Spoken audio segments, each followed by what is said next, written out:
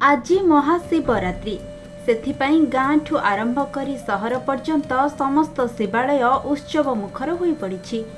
सेहिपरि भावरे कंधमाल जिले में आनंद उल्लास और भक्ति भावमयर सहित पालित हेउछि महाशिवरात्रि।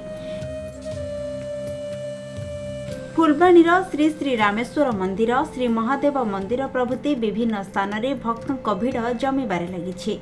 दीप जाली नैवेद्य अर्पण करी देवदेव महादेव आशीष भिक्षा करुछन्ति भक्त। रामेश्वर मंदिर परिसर में 24 प्रहर नामयज्ञ आरंभ होइथिबा बेले घृत्य और अन्न यज्ञ मध्य लागि रहिछि। प्रभु को देखिबा पई भक्तों मध्य उत्कंठा भरी रहिछि। आमर प्रथमे जय श्री प्रभु रामेश्वराय नमः।